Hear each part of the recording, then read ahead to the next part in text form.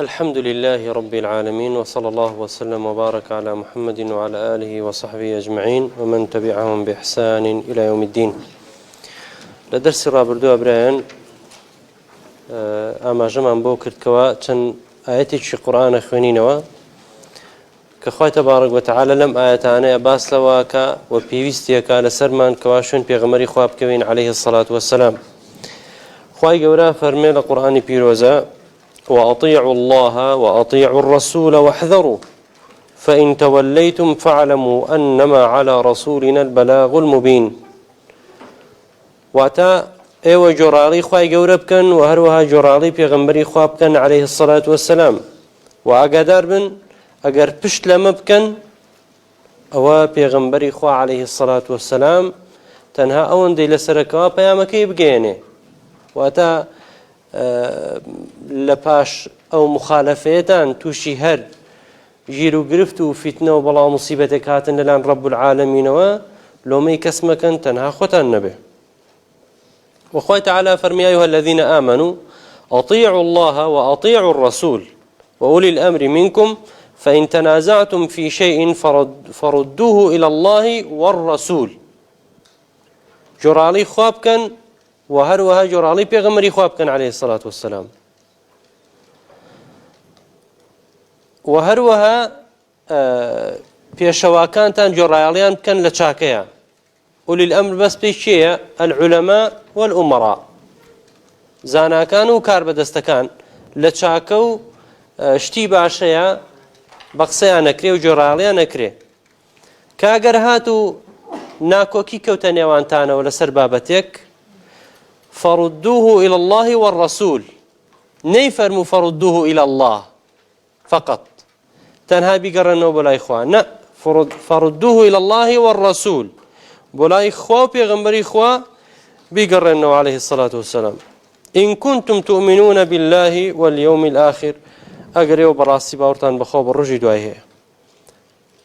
وهروا أخوة جورا فرمي أيها الذين آمنوا استجيبوا لله وللرسول وڵامی خوا و پێغەمبەری خوا بدەنەوە إذا دعاكم لما يحييكم کاتێ بانگتانەکا بۆ شتێک کە ژیانی ئێوەی تایە. لە ئایەتێکی ترا وما آتاكم الرسول فخذوه وما نهاكم عنه فانتهوا ئەوەی کە پێغەمبەر عليه الصلاة والسلام فەرمانتان پێیەکا جێبەجێ بکەن و ئەوەش کەوا ڕێگریتان لێیەکە لێی دوورکەونەوە. و هەروەها خوای تعالی فەرمێ فليحذر الذين يخالفون عن أمره مەبەست پێی کێیە؟ پێغەمبەری خوا عليه الصلاة والسلام.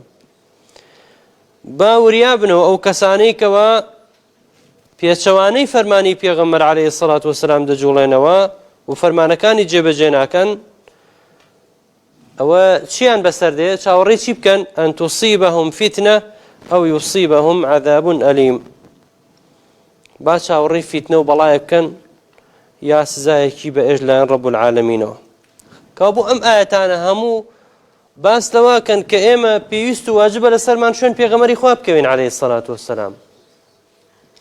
وەکو یەکێک لە شوبهەکان ئینشاءڵڵا وەڵامیان دەدەینەوە ئەگەر بێت و سنەتی پێغەمبەر عليه الصلاة والسلام بەو جۆرە ئاڵۆزیە بێ ئەو هەموو شوبهە و گومانی لەسەر بێ قابیلی ئەوە نەبێ کەوا ئینسان بتوانێ بیدۆزێتەوە چۆن خوای تەبارەک و تەعالا فەرمانمان پێکا بە شتێک کەوا ممکن نییە کەوا بیدۆزینەوە یا لە سەردەمی ئێمە وجودی هەبێ یا بە سەحیحی دروستی مابێ چۆن خوای گەورە فەرمانمان پێکا کەوا شوێن پێغەمبەر بکەوین عليه الصلاة والسلام لە کاتێکە ئیمکان نەبێ ممکن نەبێ کە بتوانین ئێستا شوێن پێغەمبەر خوا بکەوین عليه الصلاة والسلام.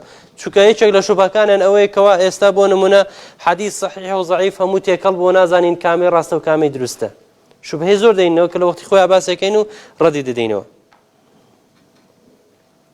و فەرمودەی زۆر هاتووە پێغەمبەری خوا عليه الصلاة والسلام ئاگاداری کردوینێتەوە لەوەی کەوا پێویست و واجبە لەسەرمان شوێن سنەتی ئەو بکەوین عليه الصلاة والسلام.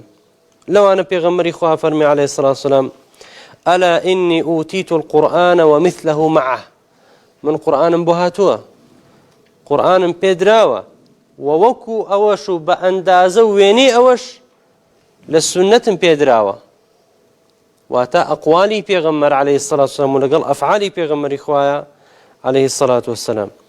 ألا يوشك رجل شبعان على أريكته ڕەنگە بگەن بە ڕۆژێک پیاوێکی تێر لەبان سیسەمەکەی خۆی پاڵی داوەتەوە يقول عليكم بهذا القرآن ئەو ئەم ڕۆژەیە کابرا پاڵی لێ داوەتەوە دەڵێ کاکە ئێوە بەس بۆ قورآن بگەڕێنەوە فما وجدتم فيه من حلال فأحلوه جا هەر شتێکتان بینی لە قورآنە حەڵاڵە ئێوەش حەڵاڵی کەن وما وجدتم فيه من حرام فحرموه ئەوەشتان بینی کە قورآن حرامێکە ئێوەش حرامی کەن کابرا واڵێ ئەو جا پێغەمبەر فەرمی عەلەیهی السەلاتو وەسەلام وإنما حرم رسول الله صلى الله عليه وسلم كما حرم الله چۆن خوای گەورە و میهرەبان کۆمەڵەشتی حرام کردووە ئاوهاش پێغەمبەری خوا عەلەیهی السەلاتو وەسەلام کۆمەڵەشتی حرام کردووە چکە وەکو باسمان کرد لە دەرسی یەکەمە وتەی پێغەمبەری خوا عەلەیهی السەلاتو وەسەلام وحیە سونەتی پێغەمبەریش عەلەیهی السەلاتو وەسەلام وحیە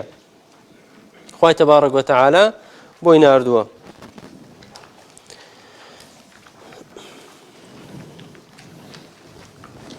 ئەچینە باسکردن و وەڵامدانەوەی شوبهەی یەکەم چکە وازانم کەوا دەرسەکان کەمن و کاتەکەش زۆر کەمە بۆ دەبێ بیخۆزینەوە بۆی کەوا بتوانین لە ماوەیەکی کەمە وەڵامی زۆرترین شوبهە بدەینەوە.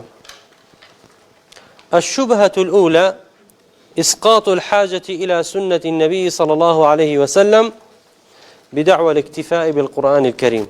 أما الشبهة كالين كاكا قرآن همشتي كتاب أسكراوة پێویستمان بەوە نییە کە بۆ سنەت بگەڕێینەوە چونکە خوا لە قورئانە فەرموویەتی ما فرطنا في الكتاب من شيء وهروها خوا لە قورئانە فەرموویەتی أولم يكفهم أنا أنزلنا عليك الكتاب يتلى عليهم إن في ذلك لرحمة وذكرى لقوم يؤمنون. دوو ئاەتیان بەدەستەوەیە بۆ ڕەوازدان بەم شوبهەی خۆیان کە پێویستمان بە سنەتی پێغەمبەر نییە عەلەیهی السەلاتو وەسەلام قورئان هەموو شتێکی تیا باس کراوە. لەو ئاەتانە ما فرطنا في الكتاب من شيء لە کتاب و لە پەرتووکە هیچ شتێکمان جێ نەهێشتەوە هەموو شتێکمان تیا باس کردووە. دیارە ئەم کتابم بەس پێی چییە لێرەیە؟ لەوح المەحفوظە وەکو هەموو مفەسرین تەفسیریان کردووە ئەم کتابم بەس پێی چییە خوای تەعالا؟ لەوح المەحفوظ.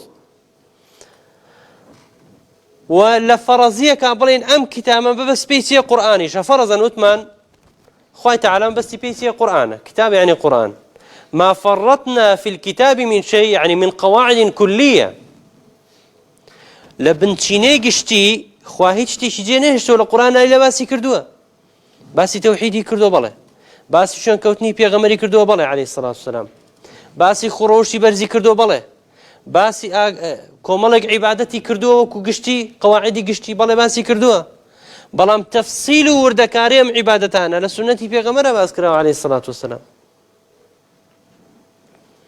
چونکە خوای تەعالا فەرمێتی وأنزلنا إليك الذكر لتبين للناس ما نزل إليهم خوای گەورە فەرمێ ئێمە قورئانمان بۆ تۆ هێناوەتە خوارەوە لتبين للناس بۆی کەوا تۆ ڕوونی کەیتەوە بۆ خەڵک کەوا چیان بۆ دابەزیوە. ێ باشە خۆ سەحابە ڕزا و ڕەحمەتی خوایان لێبێ لە سەردەمی خوانە لە هەموو کەس شارەزاتر بوون بە لوغەی عەرەبی و قورئانش بە لوغەی عەرەب هاتووەتە خوارەوە. جا چ پێویستە کا پێغەمبەر عەلەیهی السەلاتو وەسەلام بڕون کردەوە بدا خۆ بە لوغەی عەرەبی نەهاتووە ئەوانش لوغەی عەرەبی لە هەموو کەس زیاتر شارەزان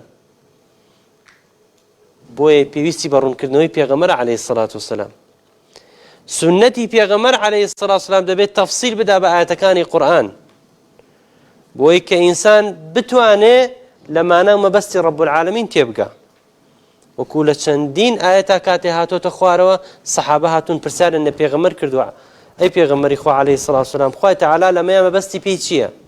پێغەمبەریش عەلەیهی السەلاتو وەسەلام ڕوونکردنەوەی داوە. نقض الشبهة أولا بيان خطأ الاستدلال بالآيتين على ما أرادوه منهما یعنی وەکو باسمان کرد بەڵێ ئێستا وەڵامی دینەوە یعنی لە زمنی هەڵۆشانەوەکەی ئینشاڵڵا وەڵامی ئەواشەوە ئەم بەستی و ئاتش دینەوە یعنی کێشەی ئەمانە چییە کاتێ هەمیشە شوبهە دروست دەکەن هەموو چەشنەکانیان مولحیدەکان قورئانیەکان عەقڵانیەکان ئەوەیە دایمە بە هەڵە لە ئاەتەکانی قورئان حاڵێ بن لە لوغەی عەرەبیە شارەزاییی وایان نییە و ناشگەڕێنەوە بۆ تەفسیری زانایان بۆیە دێن بە عەقڵی خۆیان ئیستیدلال بەسێوەکەن بە ئاەتێکەوەکەن لەسەر بابەتێک کە ئەسڵەن عیلاقەی بۆ بابەتەوە نییە باشە لەم ئاەتانەیە لە هیچێک لەم ئاەتانەی کە باس کراوە خوای تەبارەک و تەعالە ئینکاری سونەتی کردووە دەلالەتی ئەوەی تایە کە سونەت بە کەڵک نایە یا سونەت پێویست ناکا بەلای بگەڕێیتەوە یا تەنها قورئان بەس بێت نەخێرە و بابەتانی تیان نییە کابوو ئەسڵەن ئیستیدلالکردنیان بەم ئاەتە چییە هەڵەیە لە ئاەتی یەکەما وەکو باسمان کرد غەڵەت ئیستیدلالیان پێ کرد چونکە کتاب لەوێ مەبەست پێی چییە لەوح المەحفوظە و ئەگەر مەبەست پێی کتابش بێ خوای تەبارەک و تەعالە کە فەرمێ هیچ شتێکمان جێنەهێشتووە وەکو باسم کرد لە قەواعیدی کولی لە بنچینەی گشتی لە بابەتی گشتی ئەمما تەفاسیل خوای تەبارەک و تەعالە باسی نەکردووە لە قورئانە ببلغي آياتك خواه تعالى لسورة يونس هذا فرمي وما تكون في شأن وما تتلو منه من قرآن ولا تعملون من عمل إلا كنا عليكم شهودا إذ تفيضون فيه وما يعزب عن ربك من مثقال ذرة في الأرض ولا في السماء ولا أصغر من ذلك ولا أكبر إلا في كتاب مبين في كتاب مبين يا باشا كتاب المبين توتاني ولا يوم بس في قرآن يعني خواه تعالى فرمي همو حركات وسكنات تو همو كاروباري تو من لكتاب المبين نسيوته كقرآن هيج عقلك وانيوتو هيج كسشتي وانيوتو جاي ترى بقصي وان بيد بلين ام كتابش ما بس بيتيا قرآن والله من حقتها واني اخوة تعالى ما بس تبيتشي لريا لوح المحفوظة بوي اخوة تبارك وتعالى همو حركات وإيشو كاري بيغمر عليه الصلاة والسلام وهمو أمتك وهمو خلقيش بقشتي لا أو كاتيك ودرستياني كلوتا روجي قيامت همي ليش نسيوتوا للوح المحفوظة نسيوتوا كابو ما فرطنا في الكتاب من شيء ما بس بيتشيا لوح المحفوظة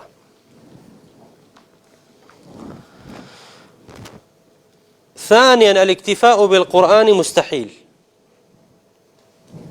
اكتفاء كردن بقرآن إنسان بلي تنها قرآن بس أو شيء يشتكي مستحيلة أبد أوشت إنسان ناتواني جيبك تنها تشيبك بشت بقرآن بسته بۆ چونکە کۆمەڵێک ئەحکام هەیە لە قورئانە ڕوون نەکراوەتەوە وردەکارێکی باس نەکراوە پێغەمبەری خوا عەلەیهی السەڵات وەسەلام باسی کردووە بۆیە ئەگەر بێت و تەنها پشت بە قورئان ببەستین و بە ئاەتەکانی قورئان ببەستین بەبێ ئەوەی کەوا بگەڕێنەوە بۆ سونەت دەبێت پێش ئەوەی وازە سونەت بێنین وازە بەشێکی زۆری قورئان بێنین هەرچی باسی نوێژەکە و ئاەتانە بهێنەرە ئەم لاوە هەرچی باسی زەکاتەکە بهێنەرە ئەو لاوە هەرچی باسی ڕۆژووەکە هەرچی باسی حەجەکە هەمووی بێنەرە ئەو لاوە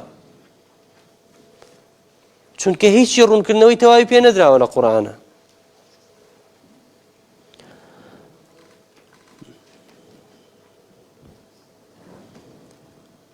ئەگەر بێت و وازە سونەتی پێغەمبەر بێنین عەلەیهی السەڵات وەسەلام دەبێ وازە 4 ڕوکنی ئیسلام بێنین ئەرکانی ئیسلام چەندێکە؟ 5 دانيشان اعتقادية أشهد أن لا إله إلا الله وأشهد أن محمد رسول الله شواركي تريان لقلوا كاعتقادية عمليشة بعملي دبي بيسلميني نيوجكيت دبي بيسلميني روجو قريت حاجة كي زكاة دبي بيسلميني لأرض واقعة أجر بيتو بشت تنها قرآن بسين دبي وازو شوار ركني إسلام بينين نبي هيك جيب جيبكين يعني كتواز لديني خوي جوره هنا كابو ديني خوي لي هاتوش تيجني كوا عمل بي عملتي أنا ما تاو هيك كارو كردويتي أنا ما هو هم إسلامتي كوا لبرشاوي تويا تنهاش تشي معتقدي تو تنها بلا أشهد أن لا إله إلا الله وأشهد أن محمد رسول الله يتر هيك تكتر ما كهيك شيء ثانية ئەگەر ئەو کەسانەی کەوا ئەڵێن سنەت پێویست ناکا بگەڕێنەوە هەموو شتێک لە قورئانە هاتووە، یعنی لازمی قەولەکەیان ئەمەیە. ئەگەر کەسێک تەنها بڵێ ئەشهەد ئەن لا ئیلا الله و ئەشهد ئەنە محەممەد ڕەسوول الله و باوەڕی بە نوێژ نەبێ، بە زەکات نەبێ، بە حەج نەبێ، ئەوە زۆر تەبیعیە. یعنی کابرایە بێ 5 فەرزە بکە، ئەو بێ بەڵام من باوەڕم بەم نوێژە نییە. لای ئەو کەسانەی کەوا قورئان بەسە، ئەو کەسە چی نییە؟ لە دینی ئیسلام نەچۆتە دەرەوە، هەر موسڵمانە. زەکات نەدا و ڕژی پێ نییە، ئەعتیادی هەر موسڵمانە. بۆ؟ چونکە لە قورئانە باس نەکراوە تەفاسیلەکەی. ئەخەمە سەر لە شێواویەکە. آخر ئەمە یعنی باوەڕ نەبوونە بە بەشێک لە ئاەتەکانی قورئان و گاڵتەجاڕێ بە بەشێک لە ئاەتەکانی قورئان. معقولە لە دەیان ئاەتە خوای تەعالا فەرمانت پێ بکات بە نوێژکردن، دواییش نەزانی چۆن نوێژ بکەیت؟ لە چەندین ئاەتە فەرمانت پێ بکات بە ڕۆژوگرتن، بە زەکاتدان و بە حەجکردن، دوایی ڕوونیشی نەکاتەوە بۆت کەوا چۆن حەجەکەی، چۆن زەکات دەی و چۆن ڕۆژوەگری. ئەخر ئەمە گاڵتەجاڕیە بە قورئان. قورئان زۆر خاوێنتر لەوە کە شتی لەم جۆرەی تیابێ. بۆی ئەوانەی کەوا سنەتی پێغەمبەر عەلەیهی سڵات وەسەلام وەلایەنێن، ئەمە اعتیقاد و بیر و باوەڕیانە، جاییتر بە خۆیان بزانن یان نەیزانن.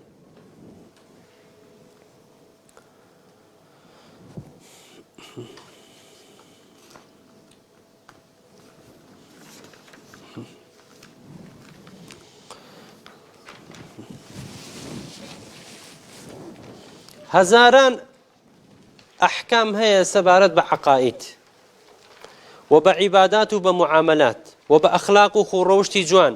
تەفاسیل و وردەکاریەکەی لە سنەتی پێغەمبەرە باس کراوە عەلەیهی سڵات وسەلام. ئەگەر کەسێک بێت وازە سنەتی پێغەمبەر بێنێ عەلەیهی سڵات وسەلام، دەبێ وازە زۆرێک لە خوڕەوشتە جوان و بەرزەکان بێنێ، زۆرێک لە بابەتە عەقەدەکان بێنێ، کە بەڕاستی ئەمە هەمووی گومڕاییە و وەکو باسم کرد ڕەتدانەوەی قورئانە بۆ خۆی. شوبهەی دووەم برایان ئەوەیە کە تەأخر تدوين السنة النبوية وعدم كتابتها في عهد النبي عليه الصلاة والسلام والصحابة. دەڵێن لە سەردەمی پێغەمبەر عليه الصلاة والسلام بۆ حەدیث نەنووسراوەتەوە.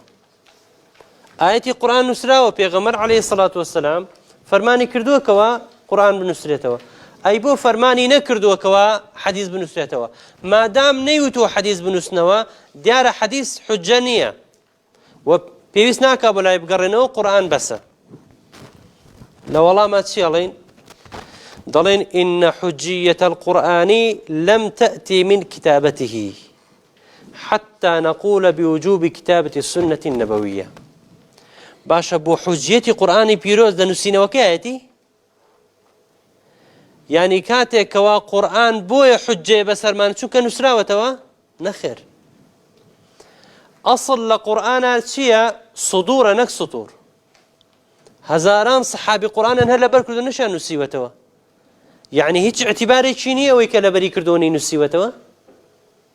نەخێر وان نییە. إن حجية السنة لا تأتي من كتابتها، إنما من حفظها ونقلها على مر العصور. حجية قرآن وهروها السنة بيغمر عليه الصلاة والسلام لتشواتوا لو هاتوا كوا حفظ كراوة صحابة وريان قردوا لبيغمر يخاوة عليه الصلاة والسلام، والدس بدسوا جيل بجيل هاتوا هتاوكو أمسر دما نوش كردن. هزاران خلق لهزاران خلقي ورقرتوا جاء نسريته ونا نسريته مشكلة نية بهر نسريته با كتابي فقهي هر لاشي هزاران كس هزاران كس هر بعملي وريان قردوا نوش كردن بيغمري خو عليه الصلاة والسلام. استتو بيبلي ما دام نسراوته نوش كردن وجودي نية. بويا مقصيشي باطلة وحجيتي قرآنج لكتابك يانية بل كل نقلك آياتي ولا حفظك آياتي. والكتابة لا تعني القطعة بالشيء، يعني هشتك نسراوي ترو حق راسته كان نسراوي ترو باطلة شو يتوا هيس عقلك شتي وانا له. لأن ما يقطع به في العلم هو عدالة ناقل الشيء. علمي حق راسية أويك وكسش عادل أو علمت أو اشتدبو نقلك، والتحقق منه ضمن قواعد التأكد من صحة الخبر. گرنگ ئەوەیە کەوا کەسەکەی کەوا ئەم حکمە نەقڵەکە، ئەم بابەتە نەقڵەکە، ئایەتەکە نەقڵەکە، فەرمودەکەی پێغەمبەری خوا نەقڵەکە عەلەیهی السەڵات وەسەلام، کەسێکی عادل بێ. ئیتر کۆمەڵێک ضەوابط و قەواعید هەیە کەوا لە عیلمی حەدیثا باس کراوە، کەوا فەرمودەیەکی پێغەمبەر دێتە بەردەستمان عەلەیهی السەڵات وەسەلام بە چەند قۆناغ و چەند مەرحلەیە هاتووە، و زانایان چەند قەواعید و چەند یاسا بەکاردێنن لە بەرامبەریە تا دڵنیا بنەوە لەسەرەوەی کە ئەمە پێغەمبەری خوا عەلەیهی السەڵات وەسەلام فەرموویەتی. ثانيا إن الحكمة كانت تقتضي في ذلك الوقت المسارعة إلى جمع القرآن في المصحف. لسردمي بيغمر عليه الصلاة والسلام داخوازي أوه هبو كواتي بنسريتوا آياتكاني قرآن بنسريتوا، داخوازي أوه هبو كوا آياتكاني قرآن بنسريتوا بوتي خشية أن يضيع منه شيء بموت جمهور القراء. لترسيوي كوا أنك صحابيك كوا آياتي شو ورقرتوها بيشوي كوابين وسيتوا وفاتك. أيام فرق الشيء لقى الحديثي في غمرة عليه الصلاة والسلام قرآني بيروس بمعنى ناجر دريتوا، بلام فرمودي في غمري خو عليه الصلاة والسلام بمعنى ناجر دريتوا ناجر دريتوا دجر دريتوا. كوابو أجر صحابيك سبين اللفظكي في غمري خواشي عليه الصلاة والسلام نبيل شيتوا، بلام مفهوم معناكي لايا دەتوانێت سبەینێ بیگەێنێ بە پێشەوانە ئاەتی قورئانەوە کە ناتوانێت ئاەتی قورئان بە مەعنا بنووسرێتەوە ئەبەد. ئەو جا وەڵامی ئەو شوبهەیەش دەدەینەوە کە ئایا فەرمودەکانی پێغەمبەری خوا عەلەیهی السەڵات وەسەلام بە مەعنا نووسراوەتەوە یا دەقا و دەق لەفظی پێغەمبەری خوا عەلەیهی السەڵات وەسەلام و هیچ ئاڵۆزی و تێکەڵاوەیەک ڕووی نەداوە لەوێش وەڵامی ئەو گومانە دەینەوە. بەڵام مەبەست لە نووسینەوەی قورئانەوەیەکەوە لەو وەختەیە داخوازی ئەوە کراوە کە لو وقتك وحي داوزي وهمو صحابة ليو آماده نبوه، لو يدو صحابة سه صحابي ليو بوه بيشوي كواي كان وفات بكا يا بلايا كابورا بيستو آتا بنسريتوا وثابت كريح. وأنهم نهوا عن كتابتها حتى لا تختلط بالقرآن. بشيويشي قشتي كاتي كوا صحابة حديثەکانی پێغەمبەریان نانووسیەوە لە ترسێوەی کەوا تێکەڵ بە قورئان نەبێ، تێکەڵ بە ئاەتەکانی قورئان نەبێت. تێگەی برا یعنی بێت و پێغەمبەری خوا عەلەیهی السەڵات وەسەلام ئەو هەموو هەزار حەدیثەی هەیە سەحابە بێ لەگەڵ ئاەتەکان لە مەصحەفێکا بینووسێتەوە، ئاەتەکانی قورئان بنووسێ و فەرمودەکانی پێغەمبەری خوا بنووسێتەوە عەلەیهی السەڵات وەسەلام پێکەوە، ئەو سەحابەیە لێ ئاڵۆز نابێ. بەڵام سبێنێ ئەمە بکەوێتە دەست کەسێکی ترەوە لە دوای سەحابێکە لەوەی لێ ئاڵۆز بێ لێ تێکەڵکێ و جۆرێک لە خلاف دروست بێت.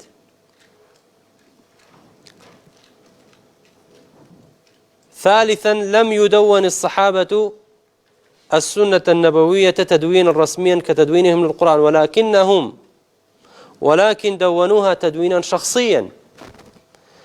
ئەگەر بڵێ بە هیچ شێوەیەک سنەتی پێغەمبەر عەلەیهی السەڵات وەسەلام نەنووسراوەتەوە ئەوە ڕاست نییە. لە سەردەمی پێغەمبەریشە عەلەیهی السەڵات وەسەلام سنەتی پێغەمبەر نووسراوەتەوە، بەڵام بەو شێوەیە گشتیە نەبووە. بۆ نمونە پێغەمبەری خوا عەلەیهی السەڵات وەسەلام کاتێک کتاب و نامەکانی نارد بۆنە سەڵاتین و دەسەڵاتدارەکان یەخۆ حەدیسی پێغەمبەر عەلەیهی السەڵات وەسەلام نووسراوەتەوە من محمد رسول الله إلى ملك الروم. ايوه حديثي پیغمبرني عليه الصلاه والسلام نسراوته يتربول ان نسراوته سنتي پیغمبر عليه الصلاه والسلام. عبد الله كري عمري كري عاص فرمدك صحيح ولا صحيح ابي داود هات وافرميتي قال كنت اكتب كل شيء اسمعه من رسول الله صلى الله عليه وسلم. حشتك من پیغمبر وبيستا عليه الصلاه والسلام ام نسيوا اريد حفظه ام نسيوا بيك ولا بريكم. فنهتني قريش هندق لصحابة رجريان يكردم وتيان تو كاري وامكا وقالوا تكتب كل شيء تسمعه من رسول الله صلى الله عليه وسلم. فهو بشر يتكلم في الغضب والرضا. چۆنە بێ هەر شتێک لە پێغەمبەرەوە عەلەیهی سەڵات وسەلام هاتە دەرەوە لەسەر زمانی تۆ بینووسیتەوە، چونکە ئەویش بەشەرێکە، جار وایە تووڕابێ، جاری وایە لە شوێنەیایە، وەختی تووڕێی و شوێنەی لەوانەیە وەکو یەک نەبێ، لەوانەیە لە کاتی تووڕێیە شتێک بێتە دەرەوە کە مەبەستی نەبێ بێتە دەرەوە، ئەو بەشەرە. وایان پێوتم. فأمسكت عن الكتاب. عبد الله كري عمرش دفرميتي يتروازم هنا نسينوي فرمدي بيغمر إخوة عليه الصلاة والسلام. فذكرت ذلك لرسول الله صلى الله عليه وسلم. من شون بو بيغمر جراي عليه الصلاة والسلام. فأومأ بأصبعه إلى فيه. ببنجيد إشارتي بو زماني كرت. فرميتي فرمي فوالذي نفسي بيده ما يخرج منه إلا حق. فرمي سوين بوي كنفسي مني بدسته اوي كوالي دتدروا هموي حق راسته. فقال اكتب فوالذي نفسي بيده ما يخرج منه إلا حق. فرمي بنوس او تا فرمانا كاكا بنوس يتربولين لسردمي بيغمر عليه الصلاة والسلام تدويني حديث نكراوه او تا بيغمر عليه الصلاة والسلام بعد الله يكري عمره فرمي اكتب بنوس فرمدل باري منه بنوسرو اوي كالسر زماني من دي تدروا هموي حق راسته وهموي وحيه. وأبو هريرة رحمة الله به دي فرمو ليس أحد من أصحاب رسول الله صلى الله عليه وسلم أكثر حديثا عن رسول الله صلى الله عليه وسلم مني إلا عبد الله بن عمرو بن العاص فإنه كان يكتب وكنت لا أكتب. أبي هريرة جارة زو رحمتي خوالي به لناوها مصحابة زورترين فرمودي لبيغمري خواه جراوتوا عليه الصلاة والسلام. وكاركشي أوبوا كوا زور ملازمي بيغمر بو عليه الصلاة والسلام. بوي دالي من لهمو صحابة زياتر فرمودم جراوتوا إلا كينا به عبد الله كري عمري كري عاص. بوشي فإنه كان يكتب وكنت لا أكتب. چونکە حدیثەکانی نووسێ و من نەمەنووسێوە کە بۆ ئەمە ئیقراری ئەبو هورێرە ڕەحمەتی خوای لێ بێ کە عەبدوڵای کوڕی عەمری کوڕی عاس فەرمودەی پێغەمبەری نووسیوەتەوە عليه الصلاة والسلام کە بوو لە سەردەمی پێغەمبەرە عليه الصلاة والسلام تدوینی سنەتی پێغەمبەر کراوە و پێغەمبەریش عليه الصلاة والسلام لەسەر ئەو کارەی ڕەزامەندی دەربڕیوە. شوبهەی سێهەم قالوا لو كانت السنة حجة ومصدرا للتشريع فلماذا لم يتكفل الله بحفظها كما تكفل بحفظ القرآن الكريم؟ فقد قال الله في شأن القرآن إنا نحن نزلنا الذكر وإنا له لحافظون ولم يقل مثل ذلك في السنة.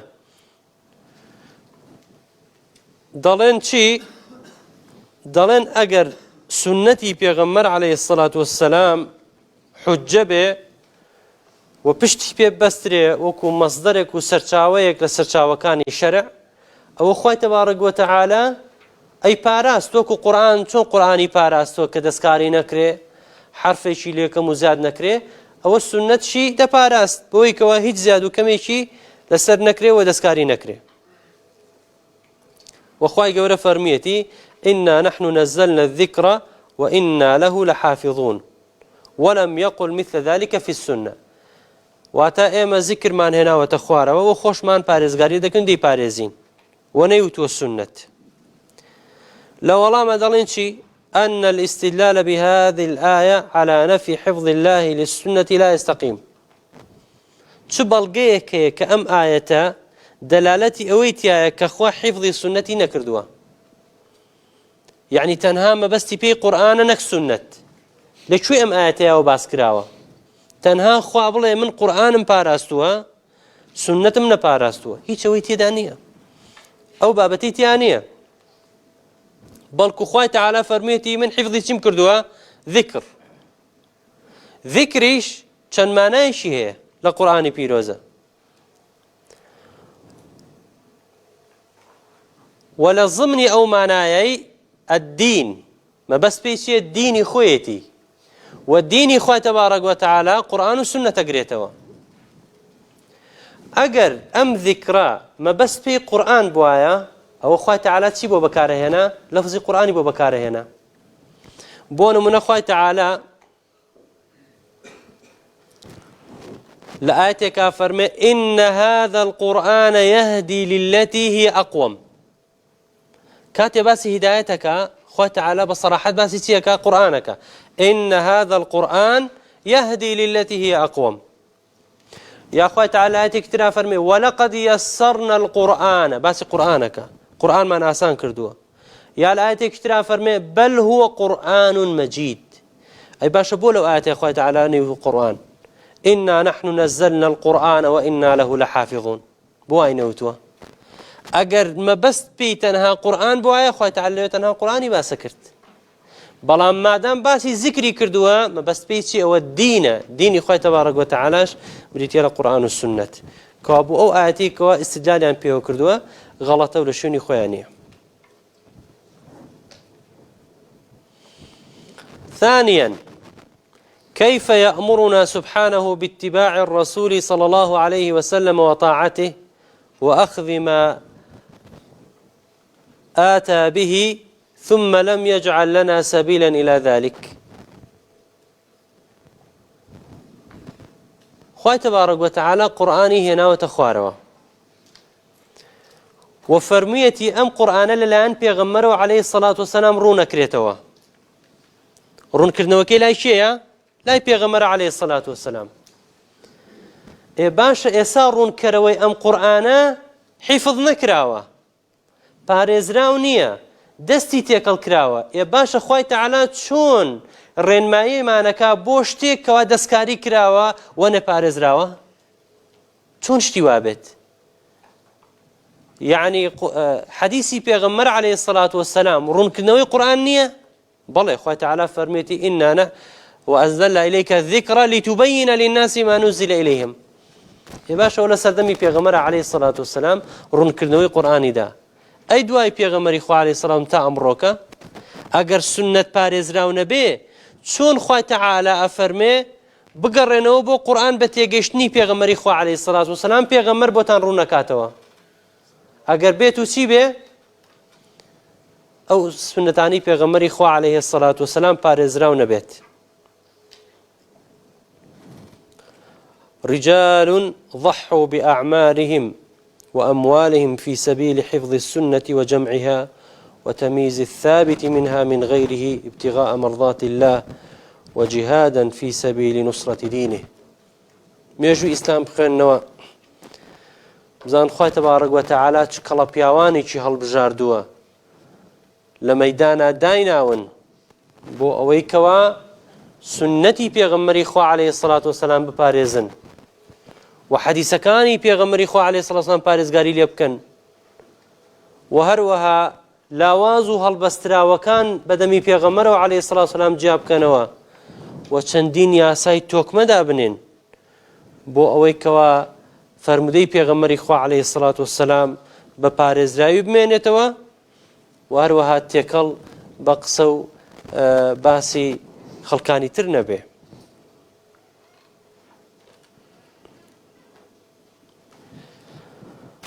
لكوتايا أن الواقع بخلاف ما ذكره أهل هذه الشبهة فالسنة محفوظة من الله تعالى وأما الاستدلال بوجوب الضعيف والصحيح فهو حجة عليهم لأن التمييز الضعيف عن الصحيح والثابت عن غير الثابت إنما يدل على العناية والضبط والإتقان.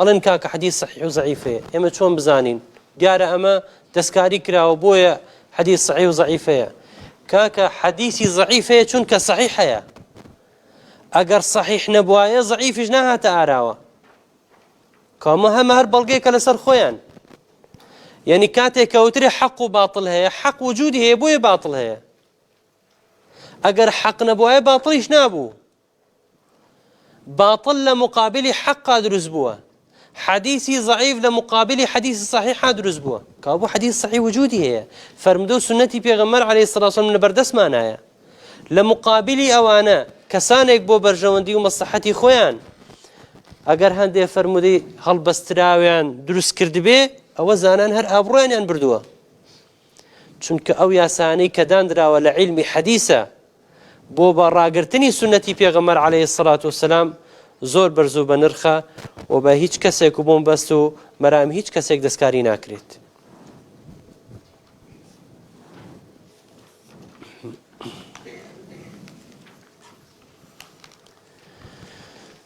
شوبهەی چوارەم کە ئەمە کۆتا شوبهە بێ ئینشاءالله لە وەڵامدانەوەیە أن أكثر السنة أخبار آحاد وهذا اتباع للظن وقد نهينا في الكتاب عن اتباع الظن. دەڵێن زۆربەی سنەتی پێغەمبەری خوا عەلەیهی الصلاة والسلام چییە؟ خەبەری ئاحادە. خەبەری ئاحاد چییە؟ لای ئەوان لە تەسەووری ئەوان یعنی نەفەرێک ڕیوایەتی کردووە وا حاڵی بوون بەڵام جەهل و نەفامیە بەرامبەر بەچی بە ئەخباری ئاحاد. ئەخباری ئاحاد لە مقابلی خەبەری متەواترایە. خەبەری ئاحاد جاروایە نەفەرێکە، جاروایە دوانە، جاروایە سیانە، چوارە، پێنجە، شەشە، هەتا نەگاتە پلەی متەواتر پێوترێکی ئاحاد. ئێچی ئاحاد؟ ئاحاد جێی گومانە. ئەوان واڵێن خەبەری ئاحاد جێی چییە؟ جێی گومانە. یعنی لەوانەیە پێغەمبەر وتبێتی لەوانەشە نەیوتبێ. وخوای تەعالا لە قورئانە ڕێگری لێ کردوین لەوەی کەوا جێی گومان بکەوین. خوا لە قورئانە فەرمێتی چی؟ ئین یەتەبیعون ئیلا الظەن، شوێنی گومانەکەون، بۆیە ڕێگری لێکردین شوێ گومان بکەوین. و خەبەری ئاحادیش کەوا سونەتی پێغەمبەر ئەغلەبی خەبەری ئاحادە ظەن و گومانە، بۆیە ئێمە نابێت شوێن حەدیسی پێغەمبەری خوا بکەوین عەلەیهی سەڵات وسەلام. جار ئێڵێنە و ئاەتی کەوا ئێوە ئیستیدلاتان پێ کردووە لە قورئانە ئین یەتەبیعون ئیلا الظەن، ظەن هەموو کاتێک ڕەتکراوە نییە، ظەن لە هەموو کاتێکە مەرجوح نییە، بەڵکو خوای تەعالا لە قورئانە کاتێ باسی ظەن نەکا بۆ چەند مانایەک باسێکە. هەندێک ظەن هەیە بمعنای یەقین دێ، ئینی ظەنەنت ئەنی ملاق حیسابیە، یعنی ئەوەش هەر مەذمومە. ظەن جارە بمعنای یەقین دێ. ظەن جاریوە هەیە بمعنای توهمە دێ، وەکو خوای تەعالا فەرمێ وظەنەنتم ظەن السەوء. ظەن جار وایە بە معنای حوسبان دێ، ئینەه ظەن ئەن لەن یەحوور. و جاری واش هەیە بە معنای چی دێ؟ شەک دێ، ئین نەظن ئیلا ظەن وما نحن بمستەقین. وەکو کوفاری قوڕیش بە پێغەمبەری خۆیان فەرموو عەلەیهی سەڵات وەسەلام. کابوو ظەن کە لەم ئاەتەیە هاتووە دەبێ بزانین بۆ چه مەستێ و مانایەک هاتووە لەم مانانەی کەوا لە قورئانی پیرۆزە هاتووە. چونکە خوای تەعالا لە قورئانە فەرمێتی چی؟ ئین بەعض الظەن ئیثم، هەندێک لە گومان چیە؟ تاوانە. کابوو هەندێک لە گومان هەیە تاوان نییە، شتێکی چاک و باشە هەندێک لە گومان ئەگەر ئینسان هەی بێت.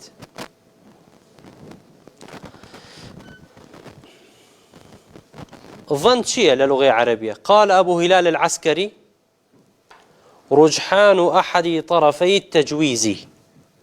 رجحان أحد طرفي التجويز، بابەتێک دوو طرفی هەیە، ئیمکان هەیە بەم لایەنە ڕاجحی دێ، ئیمکانیش هەیە بەو لایە. یعنی بۆ نەفەرمودەیەکی پێغەمبەر هاتووە عەلەیهی سەڵات وسەلام لە بەردەستمانە، ئیمکان هەیە بڵێ ئێمە حەدیسی پێغەمبەر عەلەیهی سەڵات وسەلام، ئیمکانش هەیە بڵێ چی نییە؟ حەدیسی پێغەمبەری خوا نییە عەلەیهی سەڵات وسەلام. ئەگەر شروطی صحەتی تیا بوو ئەوە تەرجیح حەکرێ، ئەڵێن ئەمە چییە؟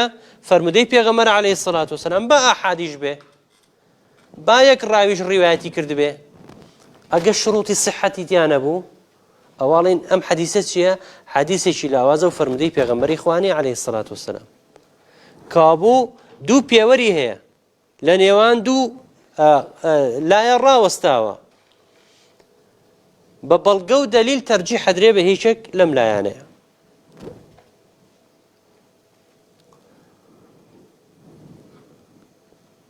تعريف الظن بمعنى الاعتقاد الذي لم يبلغ درجة اليقين في مقابلة العلم. أما تعريفي شيء ظن بلام شيم تعريفي كردوه مناطق كردوانه. الاعتقاد الذي لم يبلغ درجة اليقين في مقابلة العلم، بیرو باوەڕبوون بەرامبەر بەو شتەی کەوا نەگەیشتە پلەی یەقین، هەر شتێ نەگاتە پلەی یەقین ئەوە پێوترێت چی؟ ظن. ئەمە تعریفی شێیە؟ مناطقية.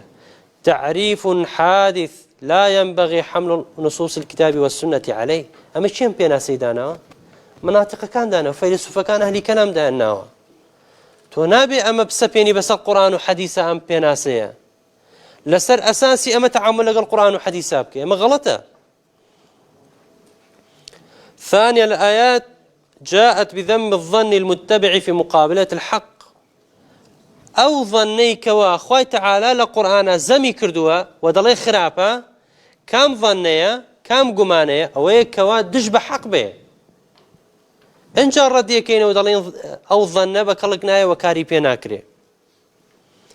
استخوي تعالى لو آتيك فرمي و دجمناني السنة كريان وبالغاء كأخوة تعالى فرميتي إن يتبعون إلا الظن لبيش أخوة تعالى بس يتيكا أفرمي إن الذين لا يؤمنون بالآخرة ليسمون الملائكة تسمية الأنثى وما لهم بذلك من علم إن يتبعون إلا الظن وإن الظن لا يغني من الحق شيئا.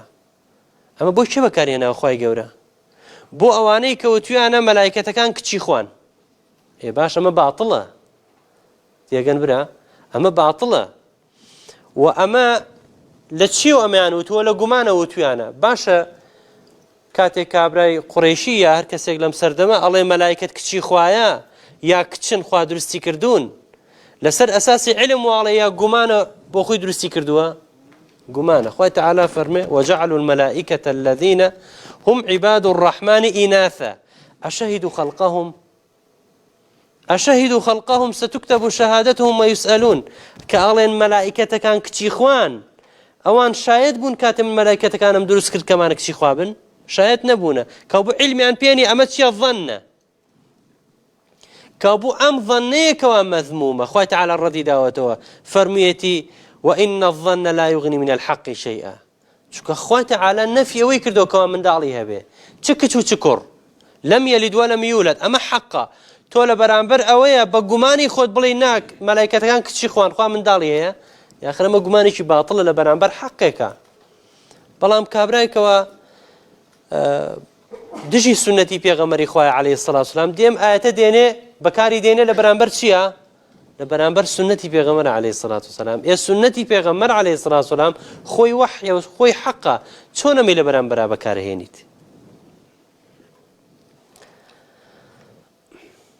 ثالثا يمكن قلب هذه الشبهة على صاحبها بقول أن كل هذه الشبهة التي يثيرها من يطعن في العمل بالسنة ثابتة إن هي إلا حجج ظنية. باش أم شبهيك أخوان درستيان كردوا أم شبهانا همي قمانية همي ظنية قمانية لو أنا وابي ولو أنا شوانا بيت خوش أنوالين شبهة كانت سيا يقين نية قمان وظنة كوابو ما دام قمان وظن بكلكنايا دبي شبكي إيوه بيش همشتك بدري بقي ديوارة تشكبو خوي الظن وقمانه هو دبي الرد بكريته وقبول نكري. رابعا قولهم أخبار الآحاد لا تفيد إلا الظن فهي غير صحيحة شرعا ولا واقعا. فأما شرعا فلأن النبي صلى الله عليه وسلم كان يقيم الحجة على الأمم في أصل دين الإسلام بآحاد من أصحابه يبعثهم إليه. آحاد يعني كسيك حديثيك رواية بك يقنفر دوان سيان شوار بينج حقق بلين أما هيش لا ريش تاني لشرع خواه تبارك وتعالى. بيغمر عليه الصلاة والسلام الصحابي كنارد ولاي رئيس عشرة الصحابي كنارد ولاي باشايك ديني خواه تبارك وتعالى يقيان وبيغمر إقراري كل سر أما ويت إشكالي كتيدانه يعني باش إسا كابرايك لأوروبا بي مسلمان بي لسردسي مسلمانك بلا منه بي لسردسي تو مسلمان بم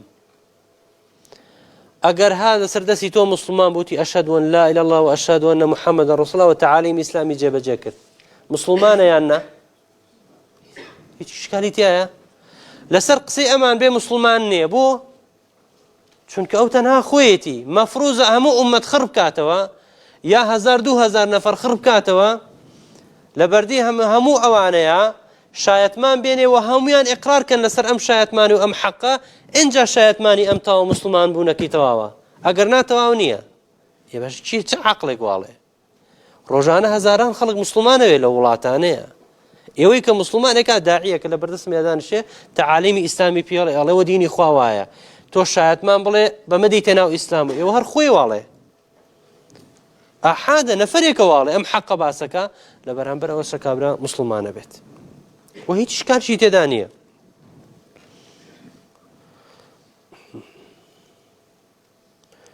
خوای تەبارەک و تەعالە لە قورئانە باسی ئەوەی کردووە کە شایەتی بگرن باشە شایەتی ئاحادە یا متەواترە ئاحادە کەوا بوو خوای تەعالە فەرمان بە شتێکە کەوا حەق نییە و باتڵە چۆن شتی وا بێت خوای تەعالە لە قورئانە فەرمێ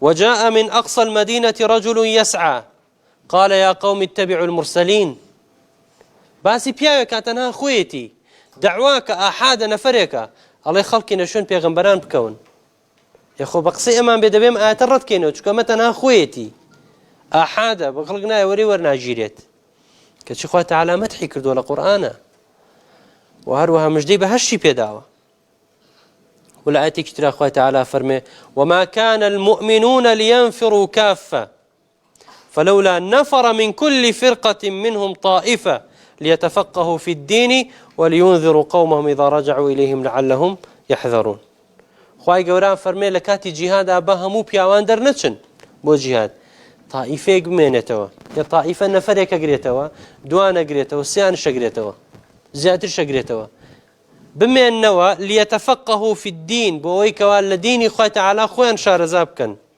بۆ ئەوەی کەوا خەڵک وشیار بکەنەوە خەڵک ئاگادار بکەنەوە بە دینی خوای تەبارەک و تەعالە ئێ باشە ئەگەر بێت و نەفەرێک کە لە لوغەی عەرەبیە پێوترێ طائفە ئەگەر دینی لێ وەرنەگیرێ چۆن خوای گەورە فەرمێ با نەفەرێک دوان سیان بمێننەوە تاوکو خۆیان فێرکەن و دینی خوا بگەێنن ئەگەر ئەمە حەق نەبێ و خبری ئاحاد حجە نەبێ خوا چۆن فەرمانی پێەکە کە بوو بە ئاەتی قورئان قسەکەیان پوچ و بەتاڵە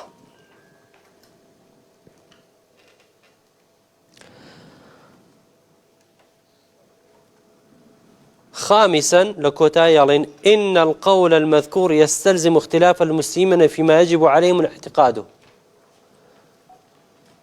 أويك أوان باسي كان داخوازي وكا كمسلمانان دەبێت جیاواز بن لە جێبەجێکردنی ئەحکامەکانی شەرعە چۆن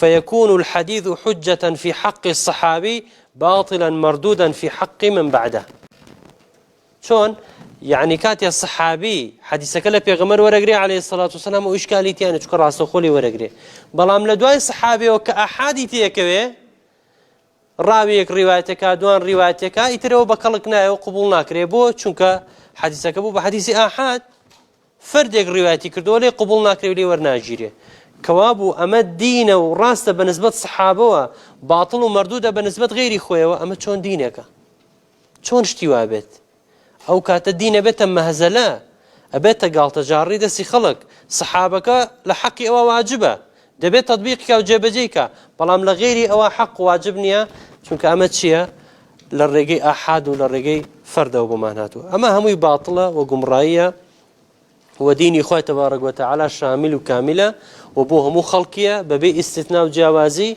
وديني خوي تبارك وتعالى سرتاسرية وتا روجي قيامتش بردوامه به ثابتني بتنها صحابه بلكو صحابه وغير صحابش تا روجي قيامت همو خلق ملزم بيوستا ملكتي فرمايشتكاني خوا بيغمبري خوابن صلى الله عليه وسلم بإذن خواه تبارك وتعالى سكاني ترى چەند شوبهەیەکی تر و وەڵامی چەند شوبهەیەکی تر لە خزمەتتان باسەکەین خواه تعالى رحممان پێ بکە و عاقبەتمان خێرکە و زیاتر شارەزانمان بکە وصلى الله وسلم وبارك على محمد وعلى آله وصحبه أجمعين بل نقذف بالحق على الباطل فيدمغه فإذا هو زاهق ولكم الويل مما تصفون